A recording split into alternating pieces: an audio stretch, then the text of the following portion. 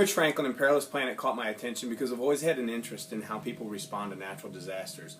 Let me ask you, if you were in an emergency situation, say an earthquake struck your neighborhood and you were trapped in your house, would you have the proper food and water to keep yourself alive until emergency response teams got there? Or in a situation like when the tsunami hit Japan, I was always curious as to how they got those people fresh food and water, what they did with the housing situation, and how they used these schools over the next several months. I mean, or in New Orleans when FEMA came in and the Red Cross, and they're getting people's supplies, how they use the stadium to actually shelter them.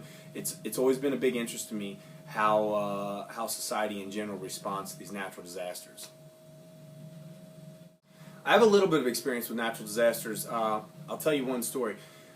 When I was a young child, 11 or 12 years old, there was a tornado ripping through the neighborhoods of Ohio, and it happened to be coming through our neighborhood, and was my mom and my dad at the time, they were fighting about leaving the house. My father was already in bed. My mother was scared to death that this tornado was coming through, and we didn't have a basement, so needless to say, we ended up leaving the house. My dad's going to give in to my mother, and we ended up going to my grandparents' house.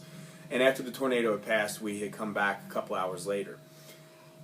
The next morning, we got home and it was still nighttime, but the next morning when we woke up, we realized the kind of destructive forces of this tornado.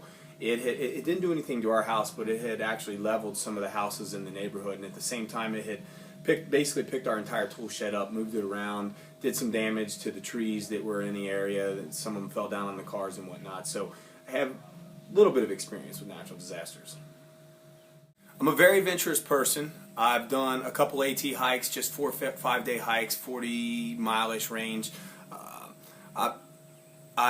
In the wintertime, I snowboard. In the summertime, I wakeboard. I rock climb. I love being in the outdoors, so there's really not a situation that you could put me in. I've skydived before. Heights are not a problem for me. I don't know how to scuba dive, although I'd be more than happy to learn if there was a situation that I need to for the show. I've been all over the world. I've been to some of the most modern cities like Singapore. I've been to some of the most remote locations of the world with the U.S. military. I've been in several bases in Iraq, and I have no problem putting myself in, I guess, what you would say, quote-unquote, dangerous situations. I guess that's part of the extreme portion of my personality and with my job fighting professionally.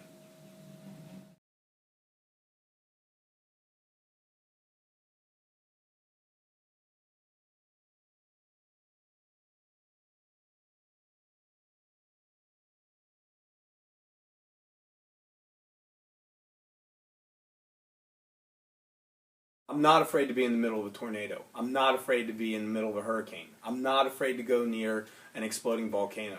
I'm a fighter. I get in a cage and fight for a living. There's nowhere on this planet that you couldn't ask me to go.